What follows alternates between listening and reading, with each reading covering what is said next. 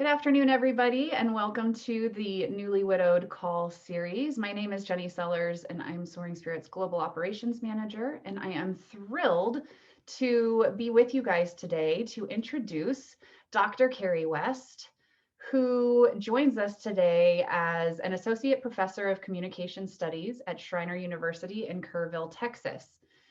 Carrie was widowed when she was 29 and had two sons who were 6 and 1 at the time. In the process of searching for tools to help her and her family adjust to their loss, she discovered that resilience is something you can learn and build. She works to provide accessible tools grieving individuals can use to develop these resilient behaviors and skills.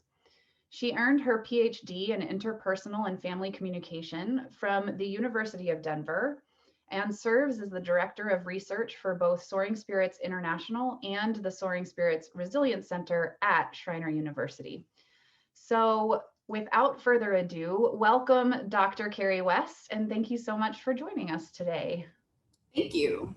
Hi, everybody. So this is kind of exciting because I have not been a part. I have not been on this group or a part of these calls before, and I just love seeing more than 40 people that we all still have a place to connect, even though we're still in the midst of a pandemic. And so thank goodness for technology. We love it when it works, and it really provides us with some new opportunities that we haven't had before.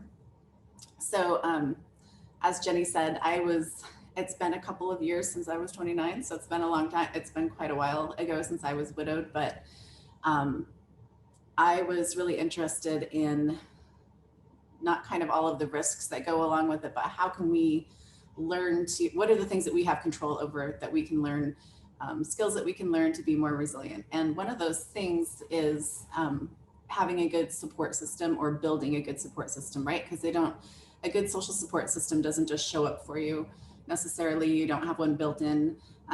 You have to kind of figure out how to grow it and how to maintain it to keep it going. And so it's a real proactive process that we have that we can work through. So let me get this. Let me share my screen.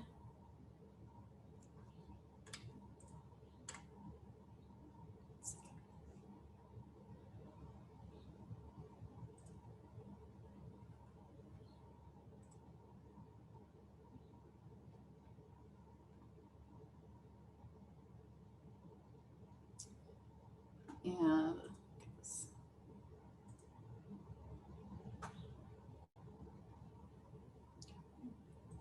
there we go. So this is a picture from one of the Camp Widow events from before. And can you believe when you look at that, how close everybody is all smushed together?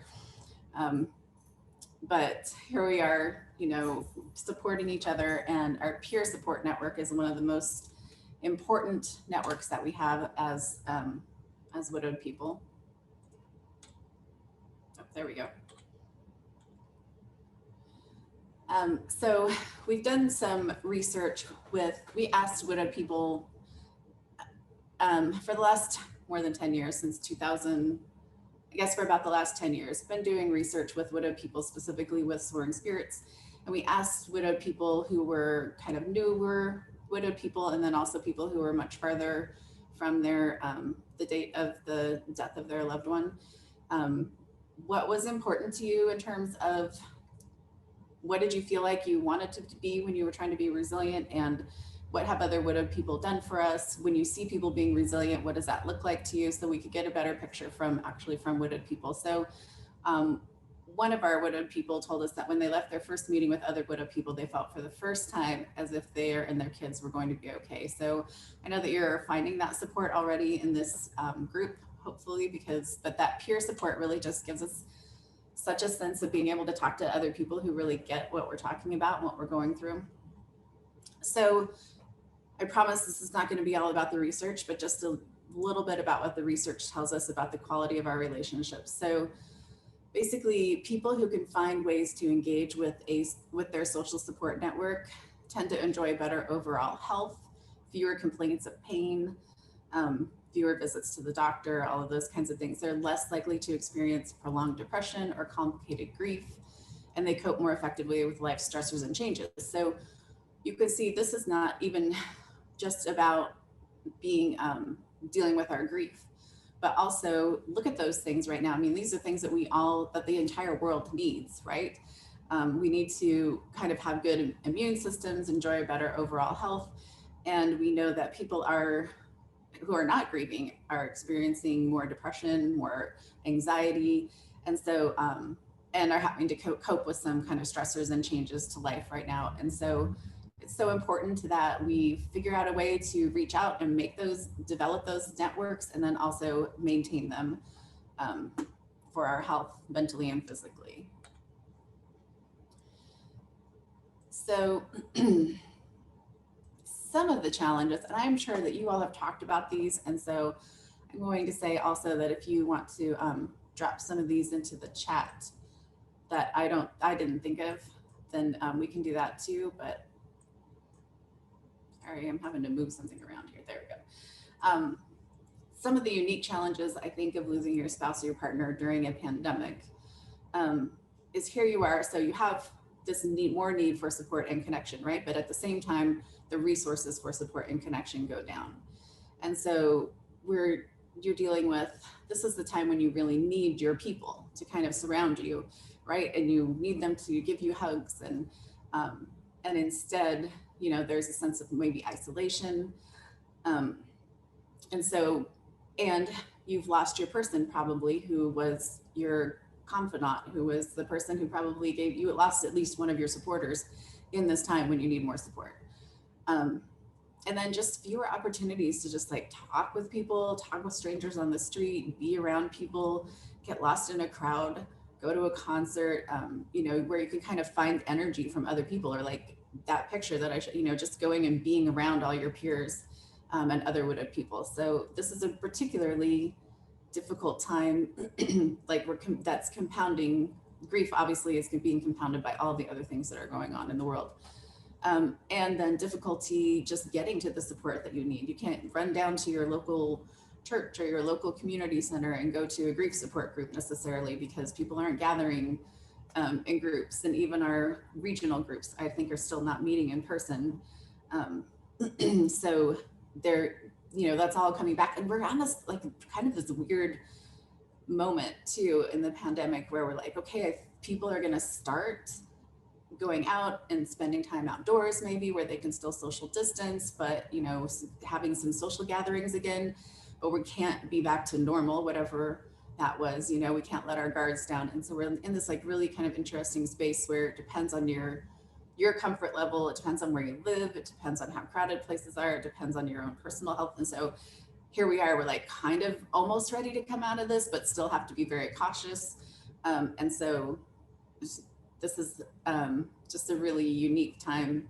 Again, I don't have to tell you this, but it's just, I'm trying to point out some of the reasons. Maybe don't be so hard on yourself if you're struggling with this, because this is maybe you're being tasked with multiple layers of challenges right now. And then here are some of the grief triggers too. I think about this all the time when I'm, you know, watching the news or something, you know, the whole world is grieving, but not really in the same way that you're grieving. You're already have grief, and then you like turn on the news and they just report every day. They talk about death just when you think maybe you're going to get away from it for a second, right? It's like the headline every day. And so you're need to be careful and be easy on yourself, because you're being tasked with going through and dealing with a lot of challenges all at once, and enormous challenges, right? So we have different types of support, and we have emotional support, instrumental support, informational support, appraisal support. Those are kind of the main categories. And so you have to think about where can you get these different types of support, right? So I probably am not going to go to my local community center and expect a lot of emotional support, maybe because they don't know me that well, but they can give me information, or they can maybe provide me with resources. So sometimes people don't know how to give good emotional support, but they're really comfortable saying, hey, can I go pick up groceries for you? And that's important too. Or can I help you, you know, take lights down from your roof, or help you fix, you know, fix something. So emotional support is obviously, those are the kinds of things you can get from your close friends and confidants, probably from your peers, your widowed peers, but also from, these are the kinds of things that we can really get at a distance, so you can get them in calls like this, in meetings like this, or talking to somebody on the phone. Instrumental support often, sometimes just needs to be somebody who's local, but also, so you can also send somebody instrumental support via send them a gift card or something for something. But instrumental support is really like where are, it's like just some of those physical, practical, like kind of think of it as like practical support. And then informational support, hopefully you're getting that from a variety of different sources, but the Soaring Spirits website has lots of resources there for you and lots of tips. And then of course these meetings. And then appraisal support is kind of what you get from that, like really close, probably somebody you trust and somebody who knows you well, who says, I noticed that this week you've been a little more negative than usual. Or, hey, I've noticed that after you spend time with your best friend, you really seem like you're kind of coming out of your shell and you're setting lots of goals and really, being optimistic. So that appraisal support is kind of like, here's kind of what I'm trying to be a little bit of a reflection for you. Here's what I'm seeing going on with you. Do you feel this going on with you? And so they can give you a different kind of support. So the paradox of support, and one thing we know about giving each other support is, if you can think about if somebody sends you food, right? That's kind of a thing that people do after somebody dies, if somebody passes away, you like bring food. And I can take that in a couple of different ways. If I'm in one headspace, I'm going to take that and be like, thank you. That is so kind of you. I appreciate that you care enough about me to make me lasagna. Or I could be in a totally different headspace where I think, well, so you don't think I can feed my family? You think I can't take care of my kids anymore? What are you trying to say? Right? Could be the exact same person, the exact same action, but suddenly I'm taking it on differently. So one of the ways that we are more able to take in that support in a good, effective, positive way is if we feel like we can give it back. There's going to be a chance for us to give it back at some point. So you being able to, it doesn't have to be the same person, it doesn't have to be right away, but if you feel, okay, well, I'm this person, I can turn to this person because I know when they have a hard time, they can turn to me and I'll be able to give that back. Then I don't feel like I'm taking, they're just not feeling sorry for me, but we're developing this reciprocal relationship where I can give it, if I know if I can give, I can give it back. So sometimes, paradox, this, being widowed is all about paradoxes, right? It's like, nobody tell me what to do. Stop telling me what to do. But also, for the love of everything, would somebody please tell me what to do? So this is just another paradox where it's like, I want support, but I only want support when I want it, how I want it. And it can be the exact same kind of support. But if I don't have the right relationship with this person, it can actually make me feel worse instead of making me feel better. So where can we get support? And as I said, sometimes we don't come with this ready-made supply of social support. So here are some ways that you probably maybe already have you have somebody in one of these categories. So your biological family is one of our main sources of support often, or yours or your person's, or our chosen family. And those are the people we aren't related to, but we say that they're like family, right? This is Aunt so-and-so. She's not related to us by blood, but we've chosen this person as family. Or this is kind of like your group, your team that you've chosen. So we have our families by choice, family in-laws, we have our friends, and then we especially have the widowed community. But then we also have the local community groups, organizations, teams, so that it's really great to have your widowed peers and to have that support and feel like you have people who really understand you.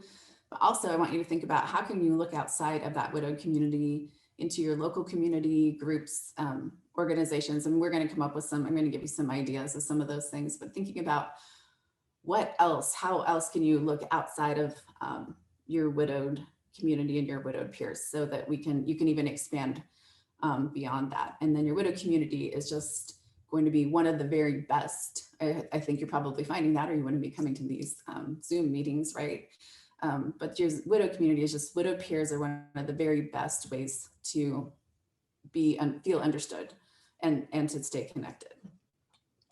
But I just want you to remember that there are more ways to do that. So now that we're coming, we're thinking about maybe engaging a little bit more. We have, this is us up on the little rock, right? I like this little thing because here's the thing is, this actually goes down to the last bullet point, but I'll start down there. Sometimes other people maybe feel like they can't talk about their issues because they don't compare to yours, right? So they're thinking, well, I can't talk to you about the things that I'm struggling with because your person died and I didn't have that happen. So I don't have the right. So then they feel like uncomfortable talking to you and being able to tell you whatever the kinds of things they're struggling with.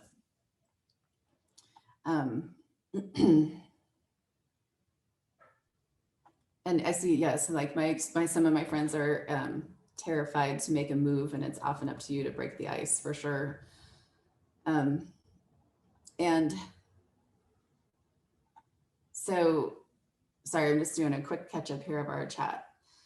And also because people are dealing with their own fears related to COVID, right? There's something that for some reason people think like maybe it's contagious if we talk about death, or if I talk to somebody who's dealt with death, then it's going to happen. It's like they just want a tunnel vision and pretend like it's not happening. So there are all kinds of like unique challenges for re-engaging after the pandemic, because now you're re-engaging without your partner. So I've seen maybe some of you, lost somebody right as we were going into quarantine or going into the stay-at-home orders or whatever you had going on in your state. And so here you are like, okay, well, I've had a whole, had this amount of time, however long it's been, but life has been different, and now life is changing again. And so now I have to figure out how to navigate this new situation without my partner. So some of the reasons I can see are, people have been in their bubbles and everybody's a little hesitant to come out of their bubbles. And they've kind of made their own personal, like, oh, well, we've decided to expand our bubble to like these 3 families or something. And here you are, baby, being left out of some of those bubbles. And so, or people are, and they're just a little hesitant to let anybody else in. This last year has totally changed just how we view social situations, how we view work situations, safety. Just looking at, like when I'm watching a movie or a TV show, I just can't help but noticing people are gathering and they're so close, and it makes me like want to pull them all apart and separate them a little bit, so just people have really changed about how they think about work and how they think about life and what's important to them. And so it's been like this real growth year for a lot of people. Maybe you don't have a built-in group anymore because you've lost your person. So you don't have that confidant. You don't have that, like you had that dyad at least where you always had your built-in group. And now you maybe feel like you're the odd person out or the third wheel. So you have, or people they think that maybe it's awkward to invite you because they're like, well, it'll be only couples and you, and so then they just don't invite you, which that's kind of crappy, right? So, but another thing is, and I'm kind of wondering if some of you have found this, maybe you found some comfort in kind of the slowness or the aloneness that you're not ready to give up, or you found some comfort in kind of just like sheltering and being in your comfy little blanket of whatever your comfort zone is, and maybe you're not ready to venture out of it yet. I don't know, because maybe there's some things that you haven't had to deal with yet and you're not ready to deal with them. And then in general, it's just more difficult, right, to get involved or get back out in the social world because it's like, again, people have been like sticking in their bubbles. So here we are trying to figure out how do we get back out there and in a way that's healthy for us and in a way that feels comfortable, or at least kind of pushing our comfort levels a little bit, but so we can still feel like we're taking care of ourselves. So some things I want you to think about the relationships you have in your life right now. So what are some things, how would you describe a person who is a good friend or a good supporter, right? So what kinds of things would you want in that person? And if you want to add some of those into the chat, that would be great. Like trustworthy would be one of them, right?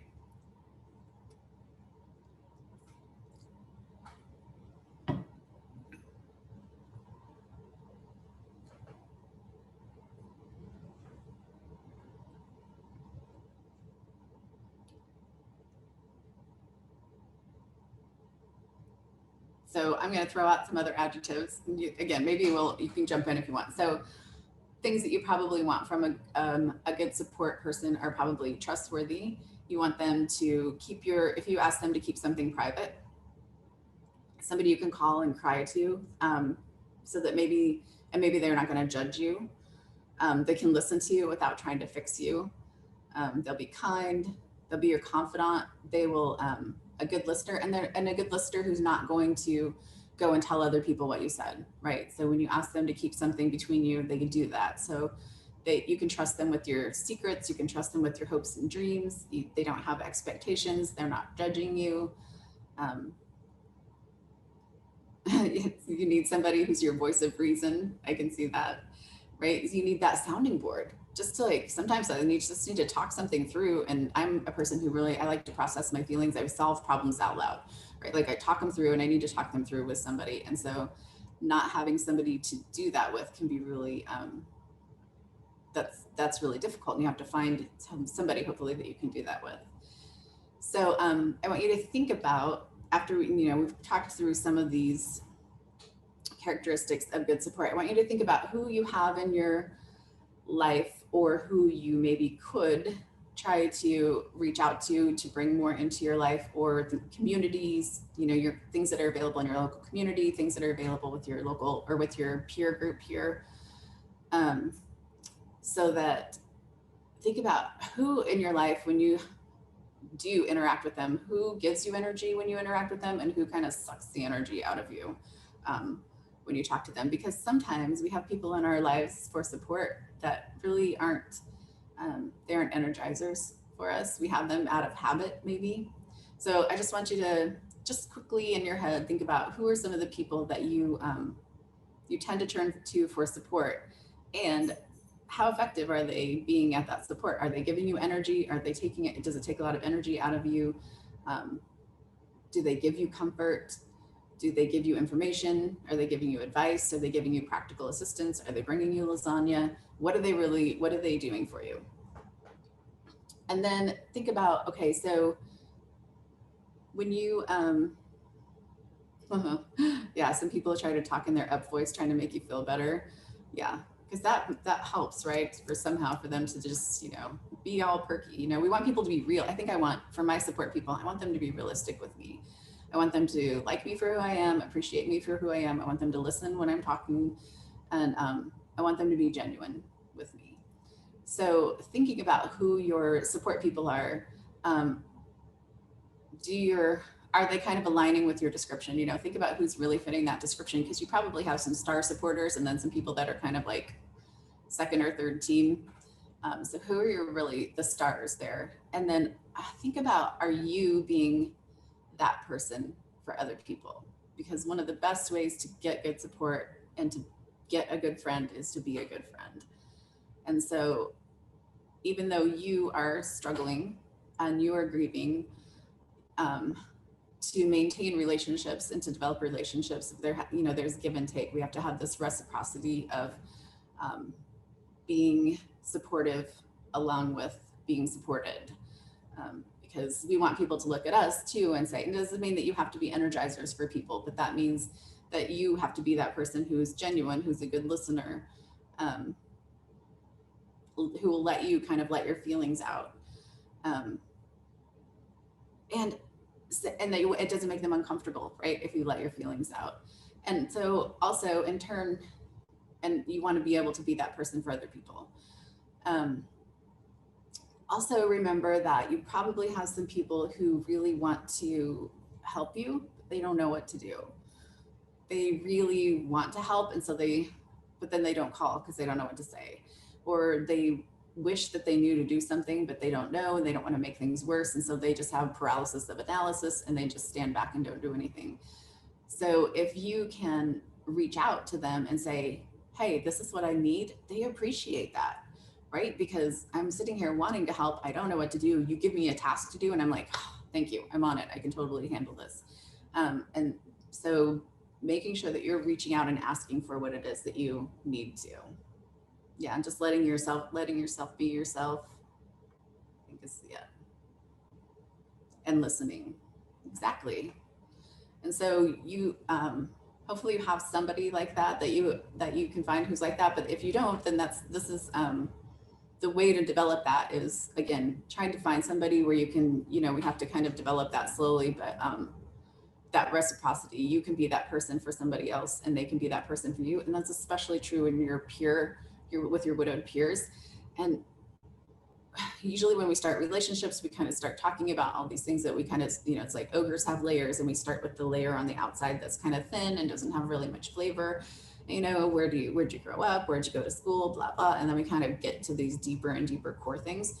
One of the really cool things about having widowed peer friends is you're like already into the core, you're already into, you don't even have to mess around with some of these other things. You get to them later, like, oh, I forgot to even ask you what you do for a living, because we're talking about these things that are really important and that really matter. And so those are kind of accelerated friendships. You can get into those, that reciprocity and those deeper connections really quickly. And I understand it is difficult to ask sometimes what you want or what you need. And so, that's just something that takes time maybe to kind of work through. But also, if you have some people who are kind of those people who help you kind of assess, and they can say, I noticed that when you do this, you seem happier, or whatever, if you have a friend like that, somebody that you can talk to. And of course, I'm always a huge fan of therapy if you can kind of help you solidify some of the things that you need or want, or set goals. So just think about, if there are people in your life who are your supporters, but maybe you are turning to them out of habit, but they just actually end up taking more energy, maybe you make less time for them and make more time for your superstars, based on how you think they are as a supporter. As again, we kind of tend to go to the same people sometimes, maybe because they'll tell us what we want to hear instead of what we need to hear, or maybe because they won't ask us tough questions, but also sometimes it's just out of habit. And so think about, who are the people that you can make more time for.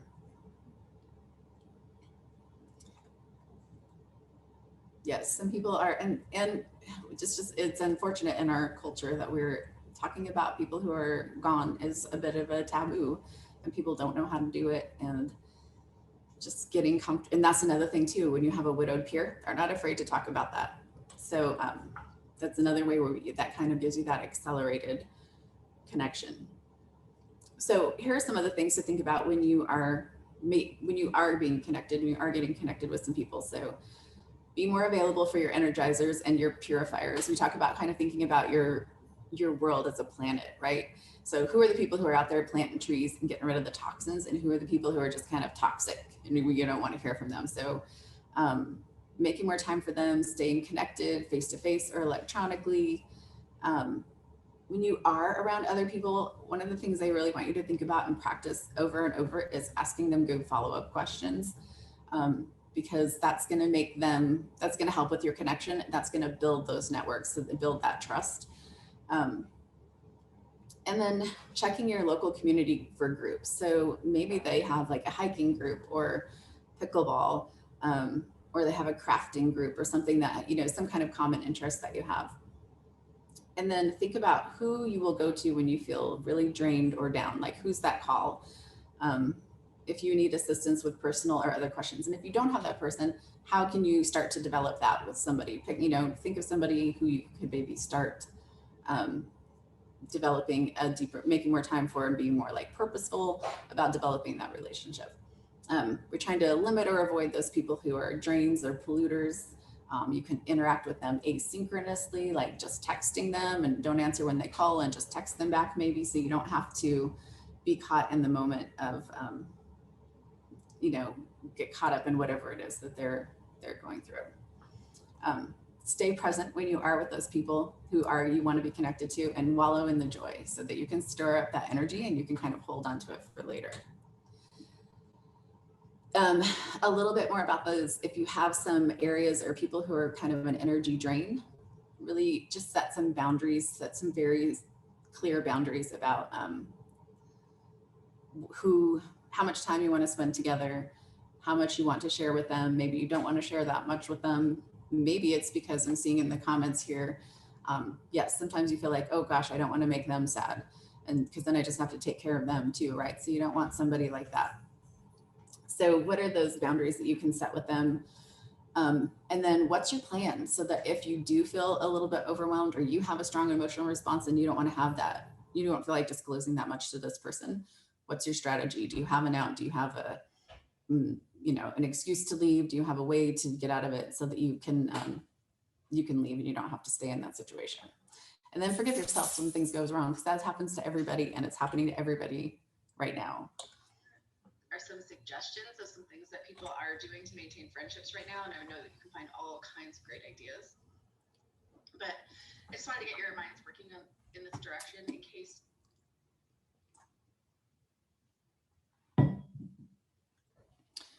Okay, so here are some suggestions of things that you can do right now. And I know there's a lot on this page, but I just want to look at them one at a time. So think about what you can do that resembles a more normal social life, whatever that looks like right now. Maybe it's going to an outdoor concert, or being in a larger group but socially distanced, so that you feel like you can go. What is it that you're like, gosh, I really miss doing this? Is there a way that you can still accomplish that in a way that feels safe for you and meets your requirements? Being willing to meet other people where they are. So maybe you're struggling to build the connection with some people, and maybe you're not super excited about knitting, but they love to knit. And so maybe you learn to knit with them. Maybe you let them teach you how to knit so that you can be willing to kind of bend a little bit on topic, so that you can build that network, right? And then thinking about the people who are your superstars, your rock stars, the people that you feel safe, you feel like you don't have to take care of their feelings. You don't have to worry about them judging you. They're going to be good listeners, and just make sure that you're actually telling them, hey, relational reminder, you're really important to me. You're really helping me process through things. And I would really like to get together and have coffee, or it would help me if I just knew that once a week we were going to talk, so that, when I'm thinking of things and I'm kind of spinning, I know that on Wednesday, I'm going to have this conversation with you, and that would really make me feel better. So you just being really clear with them and being very direct about, like, this relationship is important to me. Here's why. Here's what I'd like. Can we do that? And see what kind of schedules that you can kind of set up, so that if you have something kind of regularly scheduled, it feels good. Another suggestion is have as many live experiences as possible, and ideally with your positive people. But what I mean by that is, I feel like I even got cable again, which I have been without cable for a very long time, right? I'm good with Netflix, whatever. But I realized my whole life is like on demand at this point, and I'm not having live experiences where I can just turn on and see what's happening in the world right this second. I go online and read my news, and then I go online and watch my TV. And I was teaching online for a while, and then I was teaching face-to-face, but those live experiences are so much, they have so much more energy to them, right? And they just feel a little bit easier sometimes. So have as many of those live experiences. So even if I would consider this as kind of a live experience too, so that it's synchronous, right? I can see people, I can see their faces. I got a recipe for mocktails and started meeting with my adult son, my mother, and us. And we, once a week, would try to make mocktails together. So we're all in different states, but we just make mocktails together and just chat. So that it's not always like this kind of the texting, and you can see each other's faces, you can see those responses. Be supportive, right? To be supported. Same thing, be inclusive, to be included. So remember, when you just like this next one, how can you make the first move? Invite your friends over for an outdoor potluck. Make sure to remember to invite people who are coupled and people who aren't coupled, people who are widowed and people who aren't widowed or whatever, so that if you make the first move, then when they have a gathering, they're going to think, oh, I should invite so-and-so, right? Because they had me over. Maybe schedule coffee with a friend, schedule Zoom chats, and do FaceTime instead of calling or texting. Get that like face interaction at least. So even though the people that are distant from you, start reconnecting so you can see their facial expressions, see their nonverbals. Then another suggestion I have is being active in an online group. So this one, perfect, great, Widowed Village, awesome. But maybe also follow, if you're on Facebook, follow the Facebook page for your city.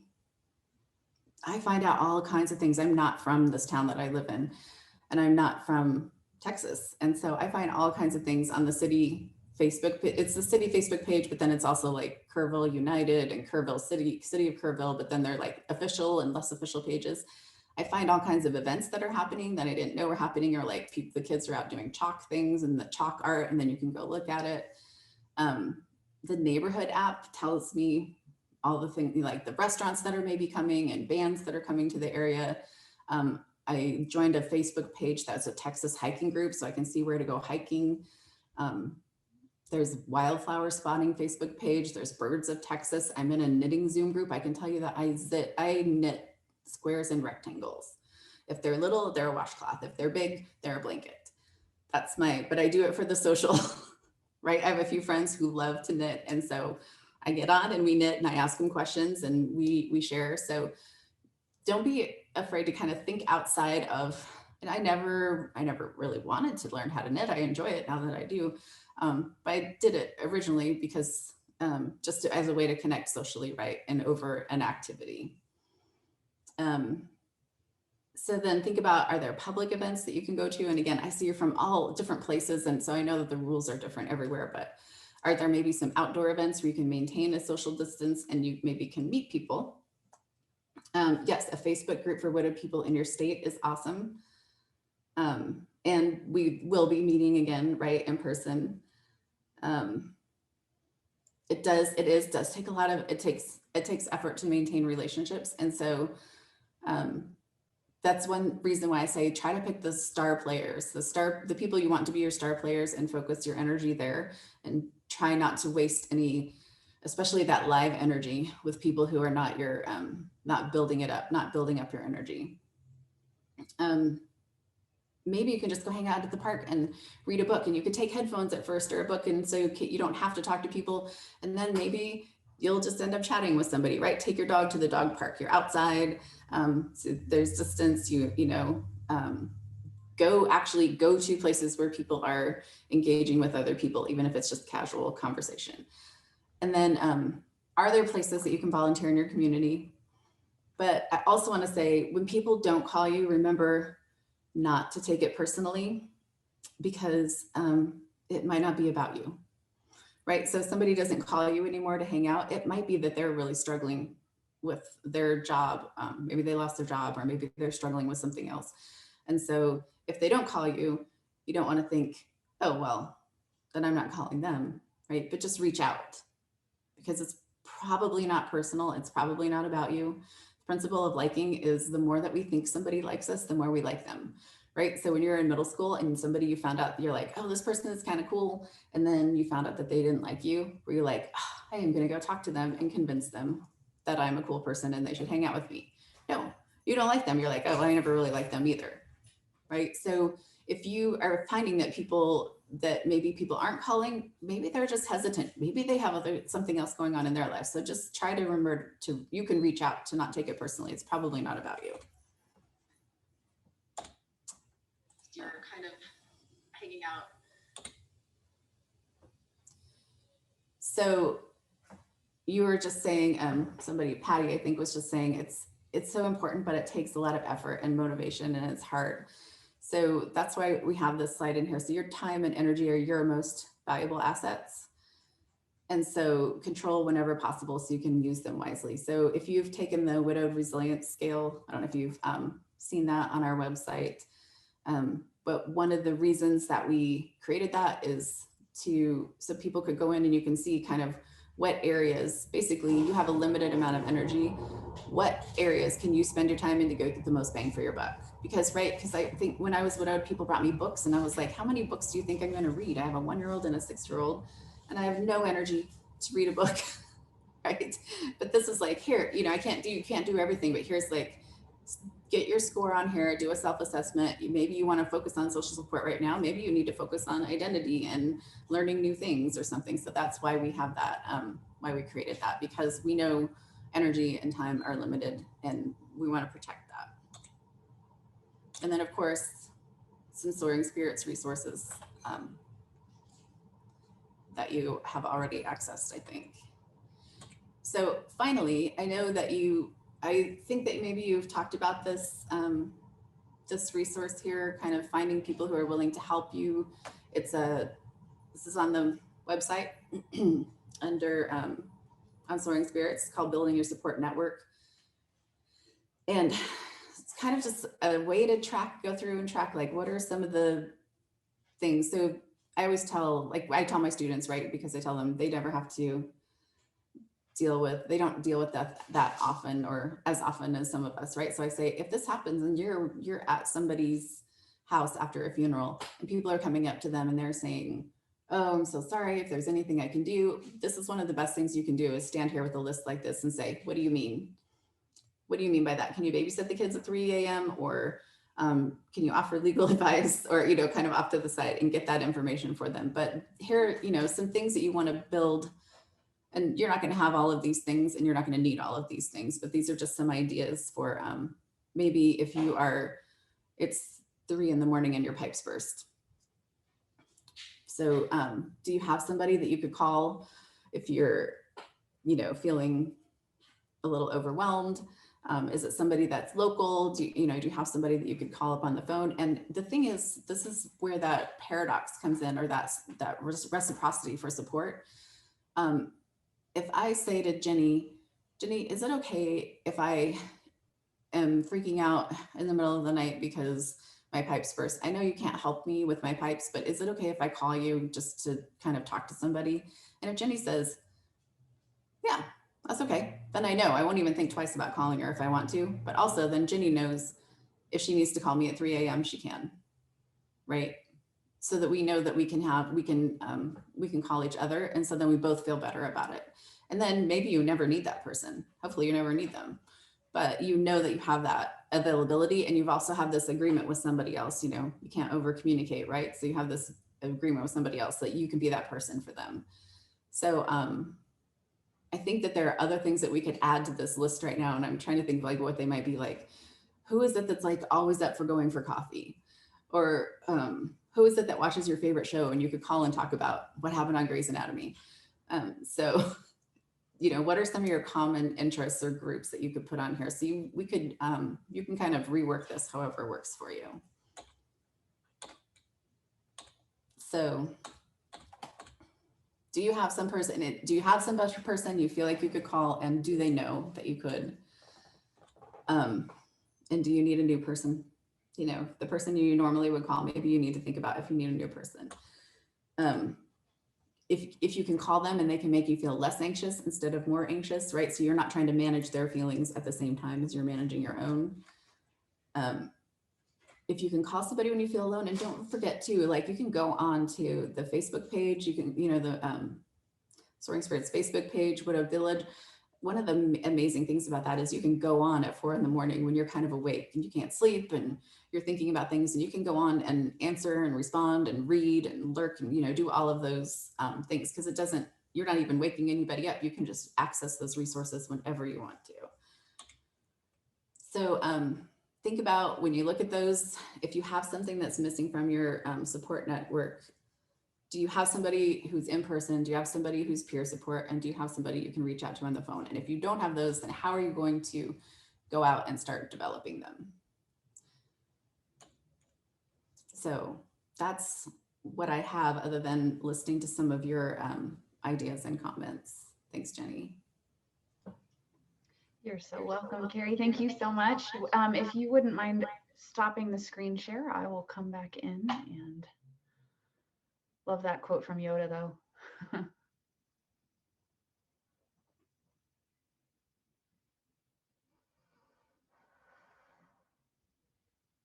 we go.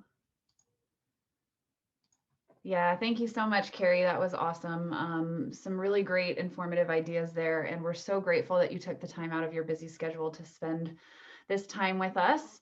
I'm going to go ahead and stop the recording. So to our replay viewers, thank you for watching, and you'll be able to find the other videos right below this one. So thank you very much.